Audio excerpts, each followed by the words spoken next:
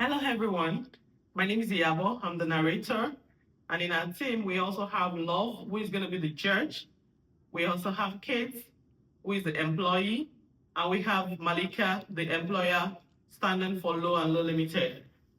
Today, our team is looking at the topic resignation. There's always the case of resignation not truly being resignation, meaning to say that there are cases where there are assumptions of resignation that construe a wrongful dismissal. We are looking at the case of Michelle Albert, NEPA Schools, who happens to be the plaintiff, and Low and Low Limited, the defendant, for a case that was brought before the court at Oshawa Small Claims Court on the 4th of April 2024. Happy viewing.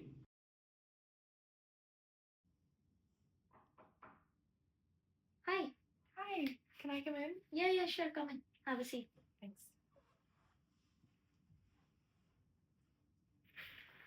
How are you doing today? I'm doing pretty well. How are you? Good, thank you.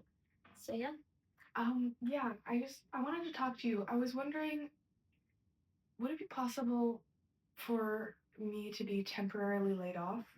I just I can't afford right now. My kids are at home and I can't afford a caregiver, but I don't want to resign from this job because I love it. So I was thinking maybe a temporary layoff. Would that be amenable to you? thanks Albert for approaching me with this. Even the business is not doing well because of this COVID situation. So I think yeah, temporary layoff would definitely be workable. And once the business is doing better, we'll take you back. Oh, okay, awesome.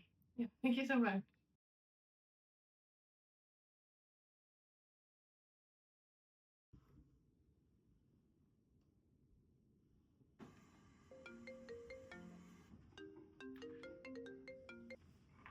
Hello?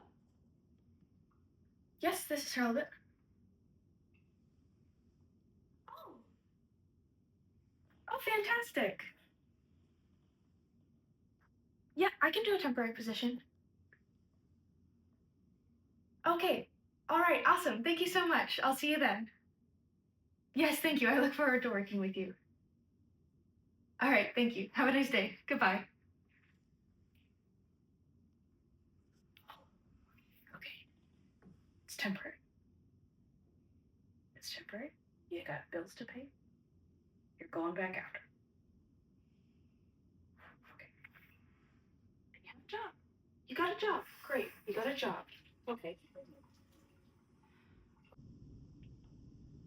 Okay, Mr. Rowe, I wanted to inform you that due to the ongoing uncertainty and financial pressure, I've had to accept a temporary position elsewhere.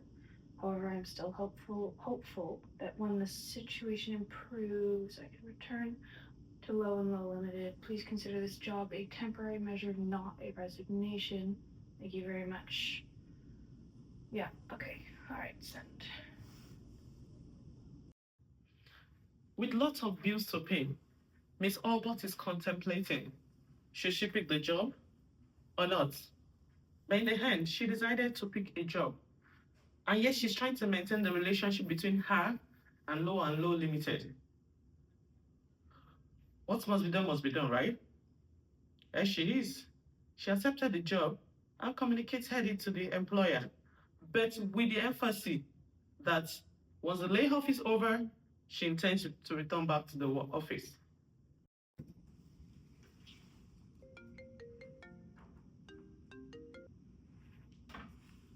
Hi. Mm-hmm. Okay, wait a second.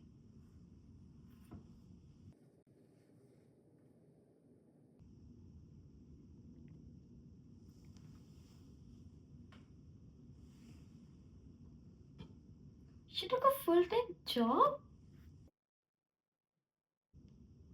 That's it then. She resigned. This is clear. So you know what? Issue the record of employment with resignation noted because there is no other explanation to this. As seen in the scene, The employer of Low Limited assumed that because Miss Albert picked up a job, a temporary job, the employer assumed it to be a resignation. Little did they know. They have something cooking up in the pot for them because that is a very wrong assumption. As long as it was clearly stated in the email that she was going to come back to work after the layoff, there was not meant to be an assumption. You don't decide on assumption.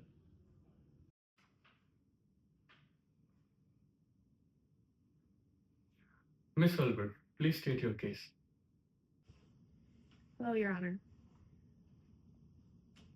While I was on a temporary layoff from my employer, Low and Low Limited, I found it necessary to seek additional employment.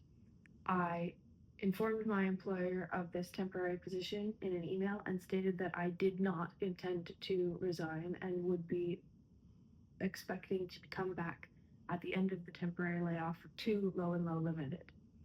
My employer took this as a resignation and wrongfully dismissed me. No, Your Honor. She took a full-time job, and that's a complete resignation. We issued the record of employment because we assumed that she was leaving permanently. The court had to determine whether a new job while on layoff equated to resignation or whether Albert's communication actually showed that she had no intention of returning to Low and Low Limited.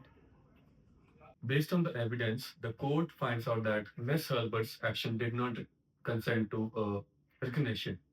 Her communication clearly intended to return to Low and Low Limited when the situation improved. Low and Low Limited wrongfully dismissed Miss Albert, and the court acknowledges that a person can hold multiple jobs unless the employment contract explicitly prohibits that.